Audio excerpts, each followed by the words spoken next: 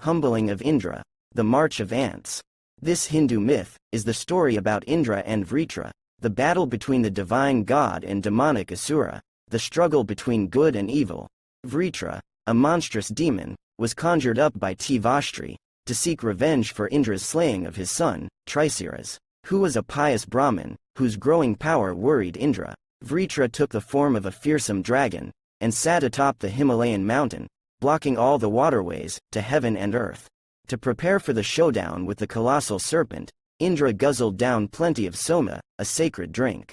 In their epic clash, Vritrá managed to overpower Indra and gulp him down whole, but the other gods rallied together and forced Vritrá to regurgitate Indra. The image on the left portrays Indra. The image in the middle shows Vritrá, while the image on the right illustrates Vritrá engulfing Indra. Despite this setback, the battle raged on, and Indra, realizing he was outmatched, made a hasty retreat. Vishnu and the wise sages intervened to broker a ceasefire, with Indra making a solemn oath not to attack Vritrá with any weapon made of metal, wood, or stone, nor during the day or night, or with anything dry or wet. Faced with these restrictions, Indra found a clever loophole. He harnessed the power of the foam from the ocean's waves, and at twilight, unleashed a mighty thunderbolt that killed the dragon. There is another version of the story, from the Brahmavaivarta Purana, in the chapter, Curbing the Pride of Indra. It goes like this. Indra defeats Vritrá, the demon who had seized the water. The waters are now free.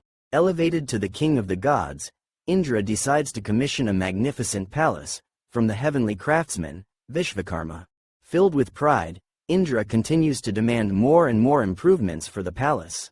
Exhausted by Indra's demands, Vishvakarma seeks help from Brahma, the creator of the universe. The picture on the left depicts Vishvakarma. On the right is Brahma, the creator of the universe. The picture on the left depicts Vishvakarma, the heavenly craftsman, the builder of the palace. On the right is Brahma, the creator of the universe. Brahma, in turn, appeals to Vishnu, the supreme being, and the maintainer of world order. The picture on the left depicts the deity Vishnu, reclines on the coil of the great serpent, Shesha, while the four-headed Brahma springs from his navel. Lakshmi, Vishnu's consort, caresses his feet. On the right is Lord Vishnu imagery, at the Dashavatara temple, located in Deoghar, Uttar Pradesh. Here, Vishnu sleeps, floating on the shoreless cosmic ocean. We in the world are but the fabric of his dreams, as he dreams the universe into reality. Vishnu arrives at Indra's palace, disguised as a young Brahmin boy. Indra welcomes him warmly, and the boy begins to praise the palace. He casually mentions that no previous Indra had ever built such a magnificent palace. Initially amused by the Brahmin boy's claim to know of former Indras, Indra's mood turns to horror, as the boy starts recounting tales of previous Indras, cycles of creation and destruction, and countless worlds, with their own Indras. The boy claims to have witnessed them all.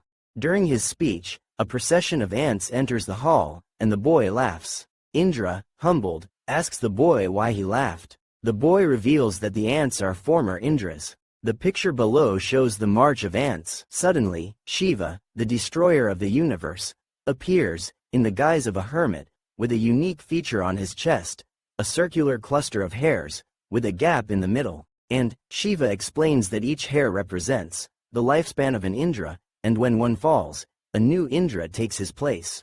These pictures below depict Lord Shiva, the destroyer of the universe. Number 1. Shiva as a hermit. This is the statue of Shiva in New Delhi, India. Number 2. Shiva as a hermit. This is the statue of Shiva at Mukundanagar Temple in India.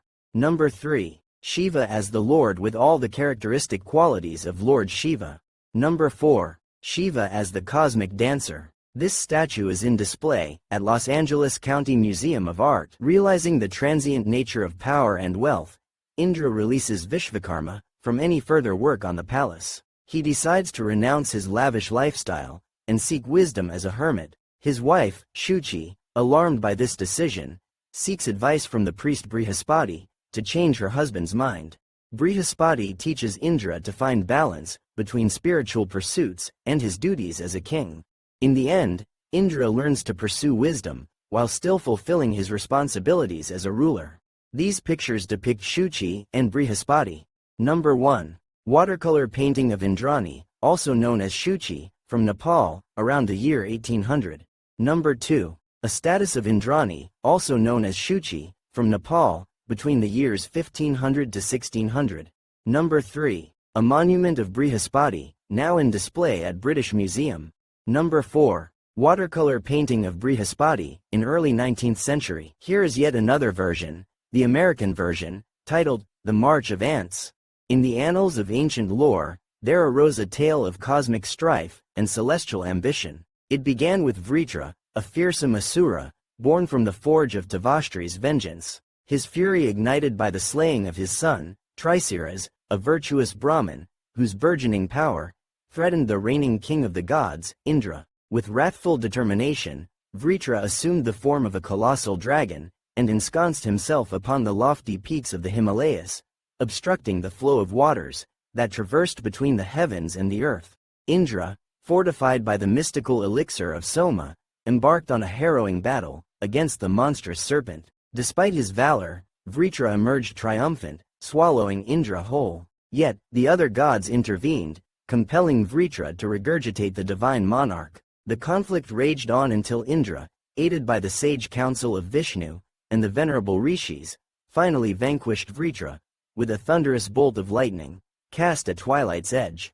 Having averted cataclysmic disaster and secured the cosmos from the clutches of chaos, Indra ascended to the throne of the gods. From the celestial heights of Mount Meru, the cosmic axis, he envisioned the construction of a magnificent palace, befitting his newfound sovereignty. Summoning Vishvakarma, the peerless architect of the universe, Indra set forth his grand design. With meticulous craftsmanship, Vishvakarma fashioned a resplendent palace, adorned with ornate gardens, shimmering lakes, and soaring towers. Yet, each time Indra inspected the burgeoning edifice, his appetite for opulence knew no bounds. He demanded additional terraces, pavilions, ponds, and pleasure grounds, fueling an insatiable desire for grandeur. As Vishvakarma grappled with the relentless demands of his sovereign, he sought recourse in the wisdom of Brahma, the progenitor of existence. Consulting the omniscient Vedas, Brahma recognized the gravity of the situation and beseeched Vishnu, the cosmic dreamer, for guidance. In response to their entreaty, Vishnu, in his divine providence, manifested as a radiant Brahmin boy, resplendent with the aura of timeless wisdom. Invited into the presence of the king god, the boy imparted profound insights into the cyclic nature of creation and the ephemeral reigns of past Indras. Amidst their discourse, an army of ants, marching in solemn procession, caught the attention of Indra. Intrigued, he questioned the boy about their presence and significance. With gentle admonition, the boy unveiled the karmic tapestry of reincarnation, revealing that each ant was a former Indra, humbled by the vicissitudes of fate. As Indra grappled with the weight of this revelation, a venerable yogi, known as Hari, appeared before him, bearing the emblem of ascetic renunciation. With serene countenance, Hari elucidated the transience of mortal existence and the pursuit of eternal truths amidst the flux of time. In the wake of these profound encounters, Indra's heart swelled with humility and enlightenment. Renouncing his insatiable desires for earthly grandeur, he resolved to embrace the path of spiritual liberation. Yet, his devoted queen, Shachi, beseeched the sage Brihaspati to intercede on behalf of her beloved husband. With newfound clarity, Indra relinquished his aspirations of asceticism, recognizing that in embodying the eternal principles of Brahma, he could illuminate the cosmic order with radiant grace and wisdom. Thus, amidst the march of ants and the whispers of ancient sages, Indra's journey unfolded, a testament to the enduring interplay of destiny and enlightenment in the celestial realms of gods and mortals alike. Epilogue. I would like to add further insight to this myth. During my conversation with ChatGPT regarding the teachings concerning politics and sex, as well as the 2 books Brihaspati bestows upon Indra, here is the precise response from ChatGPT. In Hindu mythology, Brihaspati, the guru or teacher of the gods, is indeed associated with imparting knowledge to Indra, the king of the gods. The 2 books in question are: Book number 1, Brihaspati Sutra. This book contains teachings concerning politics, governance, strategy, and other facets of statecraft. It offers guidance on just and effective rule. Book number 2, Kama Shastra. This work delves into the art and science of love, sexuality, and relationships. It explores various aspects of eroticism, romance, and sexual conduct, aiming to steer individuals toward pleasure and fulfillment, within the bounds of righteousness and societal norms. These texts are frequently referenced in Hindu mythology and literature, as instrumental in shaping the wisdom and knowledge of the gods. It appears that Indians do not hold the Brihaspati Sutra in high regard, and find it tedious. This may shed light on the state of their messy politics and poor economy in India. Conversely, Indians exhibit enthusiasm for the Kama Shastra. By intertwining spirituality and sexuality, numerous Indian tantric sex gurus, such as Bhagwan Sri Rajneesh, have caused quite a stir around the world. Image number 1 is the depiction of Brihaspati, the guru of the Devas and the god of Jupiter, from the 1842 book, The Complete Hindu Pantheon. Image number 2 is Kama Shastra-related arts, which are common in Hindu temples. Image number 3 is a 12th century statues of Indra and Indrani at Hoysalaswara Hindu temple in India. Image number 4 depicts Indra and Ahalaya. Ahalaya, wife of Gautam Rishi, was seduced by god Indra. The afterthought and my own take on this popular Hindu myth. This myth may carry a philosophical angle, and offer a god's eye view on human nature. But one should not take this myth, or any myth, seriously, if it originates from Indian city ghettos. You will be better off reading more of the best of Milton Berle's Private Joke File, by American humorist Milton Berle. Here is one of Milton Berle's joke which can be called, The Art of Love, Oh, Calcutta Delight.